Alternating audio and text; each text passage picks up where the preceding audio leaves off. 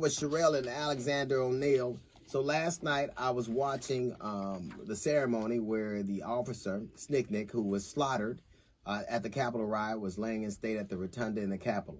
And it was very somber and very silent. And I noticed, and obviously I was touched by that, but one of the things that was particularly striking was the things that was missing. So at the same time, he was being laid in state. It was being shown on CNN and NBC, other netlets across the country.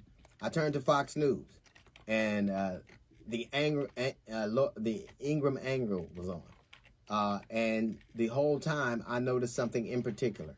I noticed silence.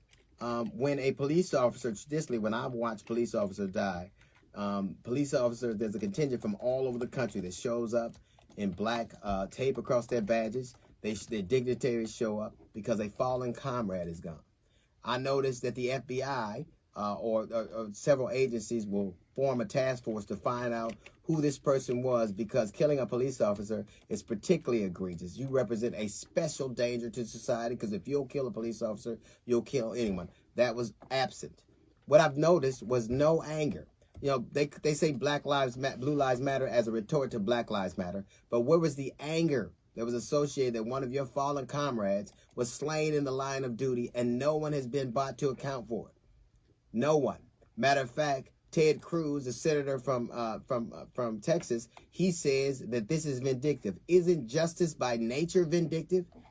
Doesn't it demand a vindictiveness? You demand an eye for an eye. You demand justice. You want to see someone pay for what they've done. Vindictiveness is at the root of our justice system. Senator Marco Rubio said this is stupid. Is it stupid to seek justice for a fallen hero? Is that stupid?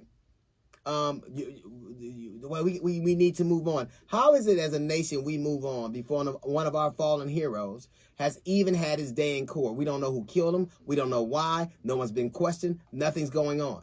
Where is the reward that is so associated with a police officer being slain? Where is the rancor and the anger? Because they are so quick to say Blue Lives Matter or Black Lives Matter or All Lives Matter. Where is the anger? Where are the politicians swearing to us that they're going to get to the bottom of this and that there's going to be justice done for that man's family? Where are they at? Because all you ever hear when you hear about Black Lives Matter is Blue Lives Matter or All Lives Matter. You know what? Black people know what it's like to see one of our own slain in public view. We know what it's like to not have anybody brought to account, but we're very angry about it. It is what you reference when you compare it to the Capitol riot, and they have nothing in common. You were never angry. They were never important. It was always something you said. There is a slain. I don't care what he did in life. If one of ours was slain and we thought it was unjust, you would hear about it. A slain American hero is gone and you say nothing. And you know why? Because so many people who wore his uniform were there. And it's hard to identify the monster when it is you. The best place for a criminal to hide is in plain sight. Donald Trump is responsible for as many murders as Manson. Manson never killed one person. He just told his mobs to do it. And you don't want to hold anybody accountable because you know it is you. But every time, Blue Lives Matter. We need to change some things.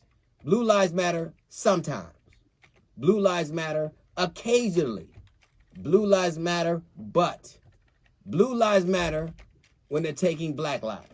That's a little note from the GED section. We got the Jazz Report coming up in 15 minutes. It's the D.L. Hughley Show.